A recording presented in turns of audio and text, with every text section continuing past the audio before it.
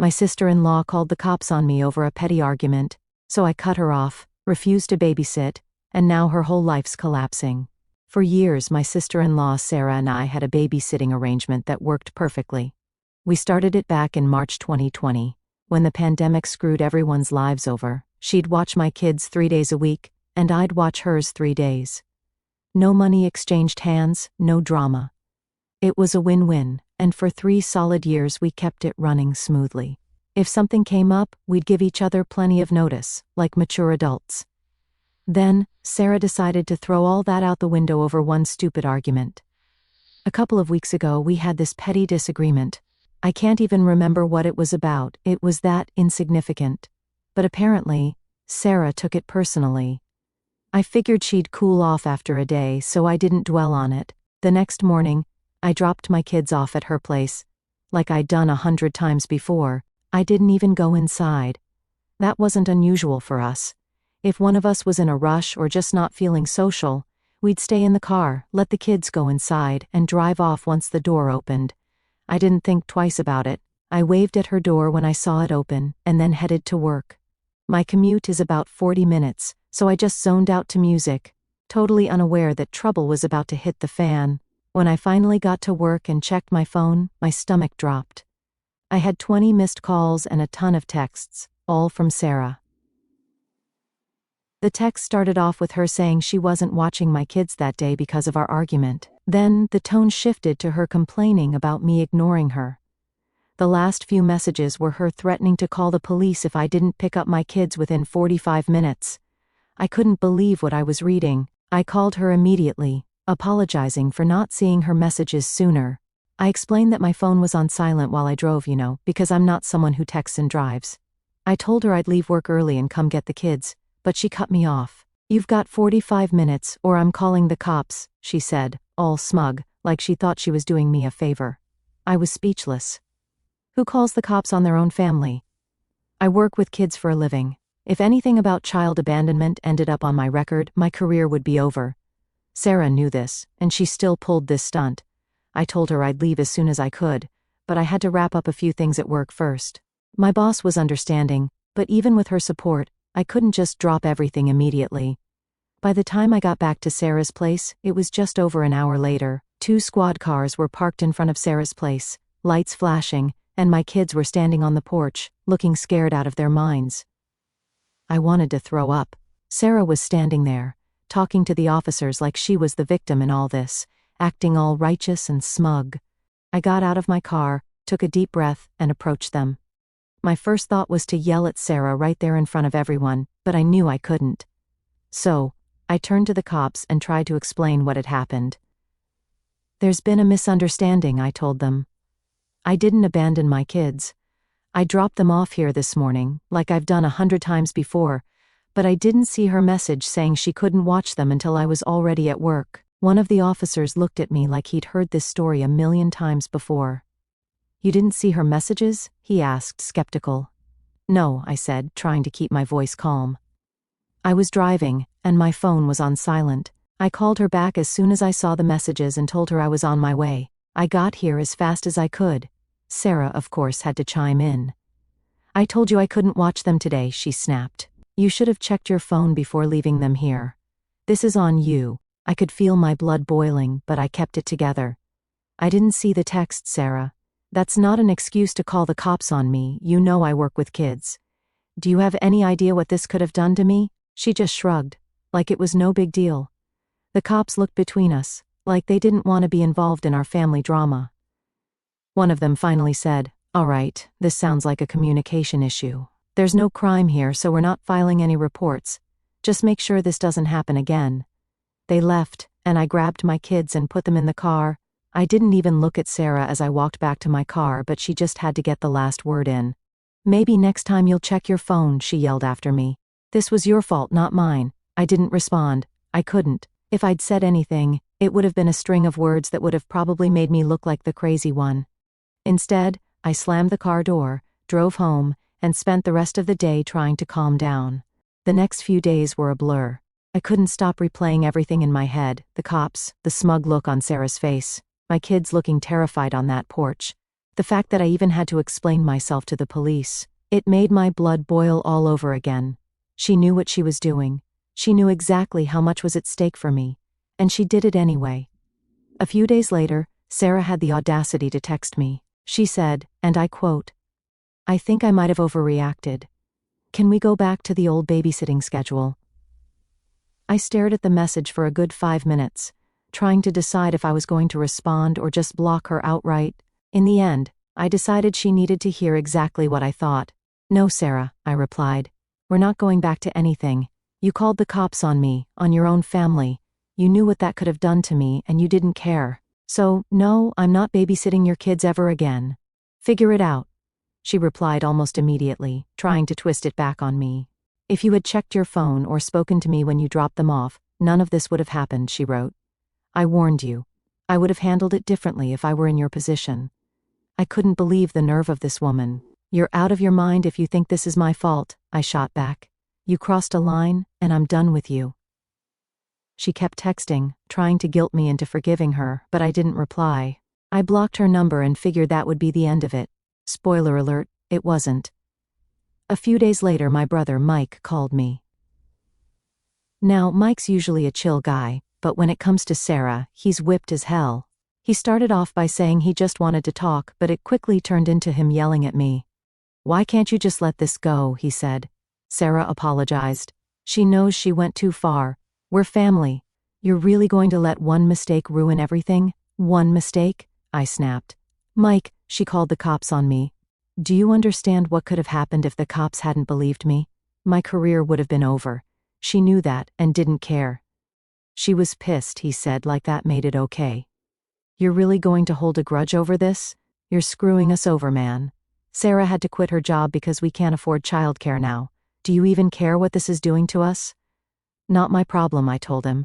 "You guys made your bed, now lie in it." Mike went off, calling me selfish, saying I was tearing the family apart. I told him to get lost and hung up on him. Then my mom called, and I knew I was in for another round of guilt tripping. Sure enough, she started by saying I was being unreasonable. "Sarah apologized," she said. "Why can't you just forgive her?" "Because this isn't about an apology, Mom," I said. "She didn't just screw me over, she put my entire career at risk.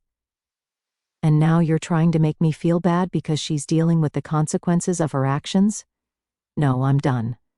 Of course she didn't get it. She said I was being childish and needed to think about how this was affecting the family.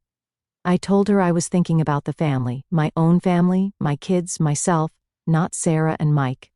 And with that, I ended the call. Sarah calling the cops on me was bad enough, but the fallout from that decision was about to ripple through the entire family in ways none of us saw coming.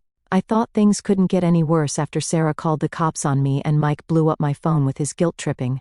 But apparently, I underestimated just how selfish and entitled these two could be.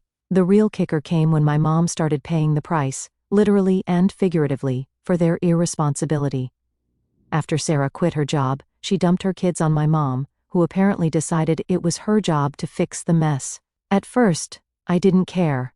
My mom had been defending Sarah, saying I was overreacting, so I figured she'd learn her lesson once Sarah pulled her usual crap on her. It didn't take long for the cracks to show. My mom started looking more and more exhausted every time I saw her. She complained about being tired but wouldn't directly say she was overwhelmed. I knew she was trying to hold it together, but it was obvious that babysitting Sarah's kids 3 days a week was draining her. Then, one day, I got a call at work. It was my mom, and she sounded like she was out of breath, saying she didn't feel well. My stomach sank immediately. I told her to stay put and rushed over to her place. When I got there, she looked pale and weak, sitting on the couch like she could barely hold herself up. I asked her what was wrong, and she said her chest felt tight and she had a headache that wouldn't go away. I wasn't about to take any chances, so I took her to the doctor. Turns out her blood pressure was sky high, dangerously high. The doctor said she needed to rest and avoid stress. Of course, I knew exactly what was causing her stress: Sarah and her kids. But even after hearing this, my mom refused to blame Sarah outright. "They're my grandkids," she said when I brought it up. "I can't just stop helping." "Mom," I said, trying to keep my voice calm, "helping is one thing, letting them walk all over you is another. You're not responsible for their kids. That's Sarah and Mike's job. She sighed but didn't say anything. I could tell she wasn't ready to stand up to them yet, but I sure as hell was. The next time Sarah came by to drop off her kids, I happened to be at my mom's place. I wasn't planning on being there, but I'd swung by to check on her, and Sarah showed up, all smiles, acting like she wasn't dumping her problems on a sick woman. "Hi, Mom," she chirped, ushering her kids inside. "I'll be back around 6. I stepped in before my mom could say anything. "Actually, no you won't," I said, crossing my arms. Sarah froze and looked at me like I'd just slapped her. "What do you mean?" she asked, her tone immediately defensive. "I mean you're not leaving your kids here anymore," I said. "Mom just got out of the doctor's office because of her blood pressure, and the last thing she needs is to babysit your kids while you sit on your ass all day." Sarah's face turned red. "I'm not sitting on my ass," she snapped. "I'm handling things at home while Mike works. Do you know how hard it is to manage everything?" "Yeah, I do," I shot back, "and guess what? It's your responsibility, not Mom's, not mine. Yours. Figure it out." My mom tried to intervene, of course. "Ashley, that's enough. We can talk about this later." "No, Mom, we can't," I said, turning to her. "You've been bending over backward for them, and look where it's gotten you, at the doctor's office. It's time to stop." Sarah, meanwhile, was fuming. "You don't get to decide that," she hissed. "This is between me and Mom." "Like hell it is," I said. "You're putting her health at risk because you and Mike can't get your act together. I'm not letting this continue." She stormed out with her kids, muttering under her breath about how I was ruining everything. I didn't care. If she thought she could guilt me into backing down, she was dead wrong. For a while, I thought maybe that confrontation would be the wake-up call Sarah needed. But nope. The very next week, she dropped her kids off at my mom's house again, as if nothing had happened. My mom called me later that day apologizing for not standing up to Sarah. "I just don't know how to say no to her," she admitted. "She always makes me feel guilty." "Mom," I said, trying not to lose my temper, "you have to stop letting her manipulate you. She's not going to stop until you put your foot down." "I know," she said quietly. "But what about the kids?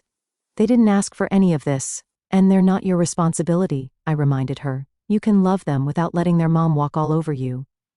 The breaking point came a week later when my mom ended up back in the hospital. Her blood pressure had spiked again, and this time, the doctor warned her that she needed to make serious changes or risk a stroke. Seeing her like that, hooked up to monitors, looking so fragile, broke something in me. When Mike showed up to pick up Sarah's kids, I couldn't hold back anymore. I confronted him right there in the hospital. "You and Sarah are killing Mom," I told him bluntly. "If you leave your kids with her again, I swear to God I'll call the cops myself."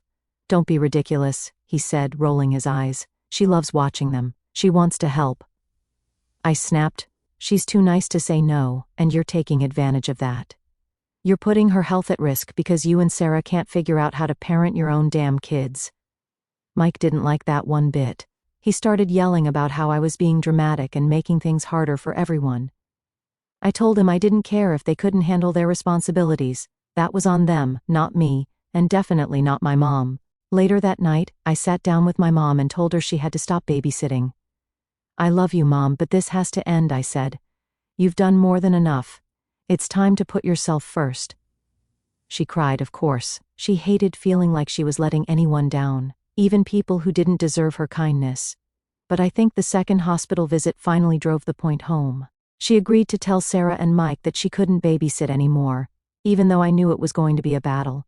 Sarah and Mike weren't going to like it, but I didn't care. They needed to start taking responsibility for their own damn lives, whether they liked it or not. You'd think Sarah and Mike would get the hint after my mom's trip to the hospital, but nope.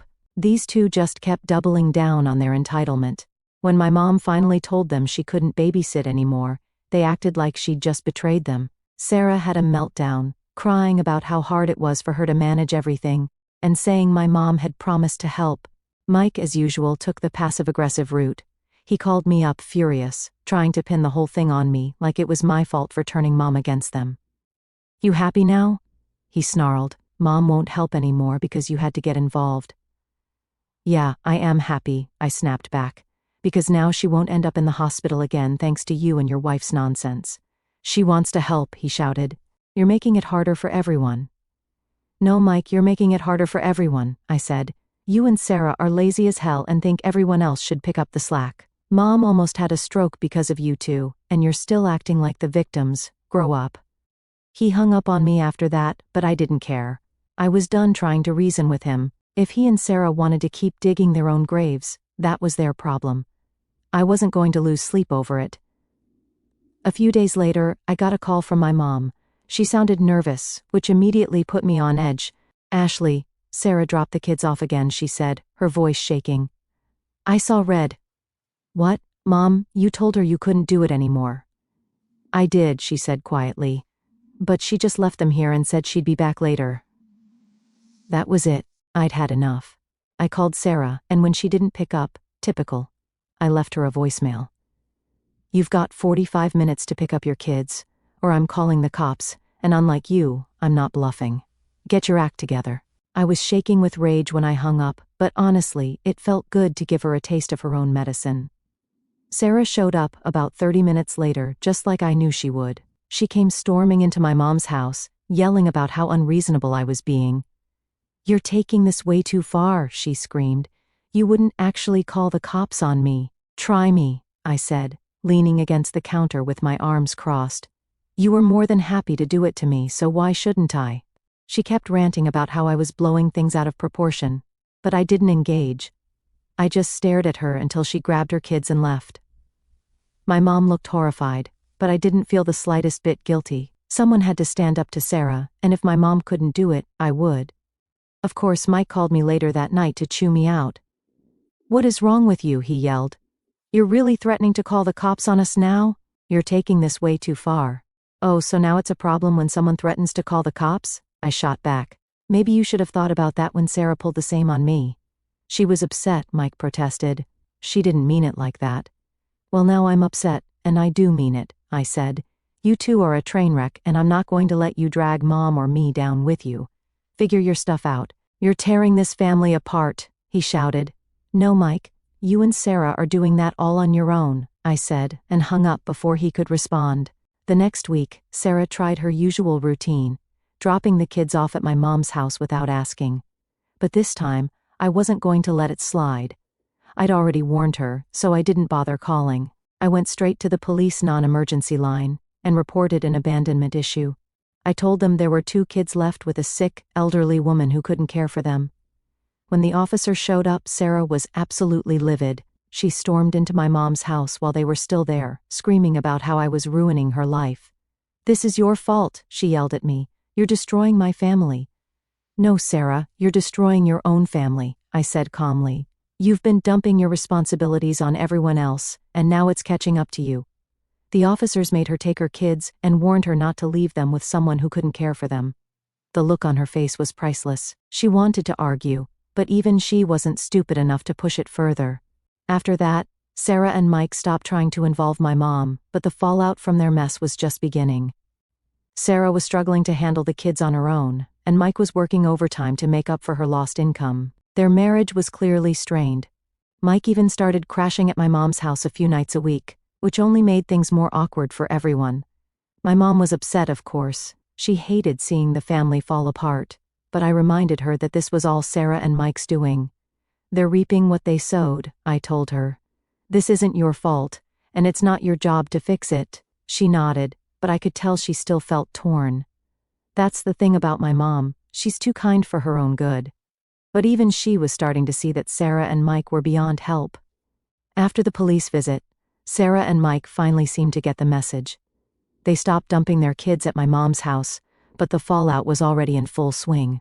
Sarah was stuck at home, trying to manage her kids 24/7, and let's just say she wasn't handling it well. Mike was working non-stop to cover their bills, and the cracks in their marriage were getting bigger by the day. I wasn't surprised when my mom told me Mike had started crashing at her place some nights. Apparently, he needed space from Sarah because the constant fighting was driving him nuts. My mom tried to play it off like it wasn't a big deal, but I could tell she was worried. She kept saying things like, "I just want everyone to get along," and "family shouldn't be this way." I love my mom, but I couldn't help rolling my eyes. "Mom, this isn't about getting along," I said. "Sarah and Mike made their bed, and now they're lying in it.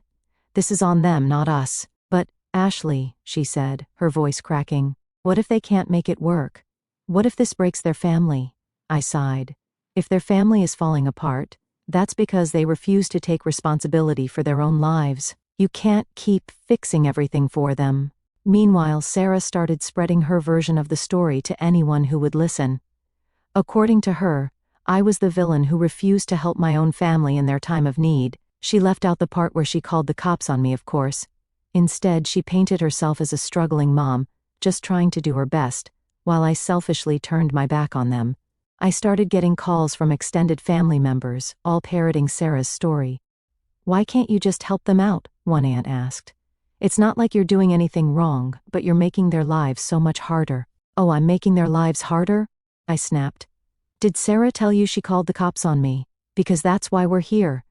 The silence on the other end of the line was always golden. I wasn't about to let her rewrite the narrative and make me out to be the bad guy.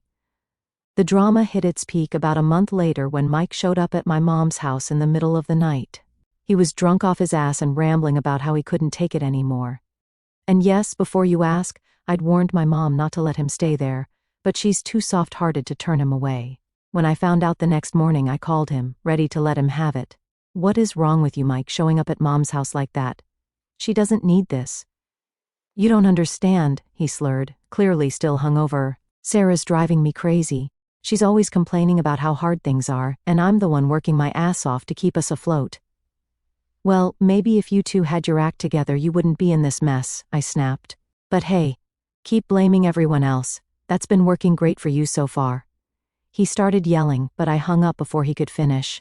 I wasn't wasting any more energy on him. The final nail in the coffin came a few weeks later when Sarah officially quit her job for good.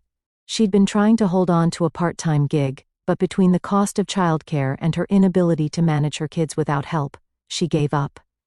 Mike, meanwhile, picked up even more hours at work, but it still wasn't enough. Their bills were piling up, and their savings, if they even had any, were gone. I found out from my mom that they were considering moving back in with Sarah's parents, several hours away.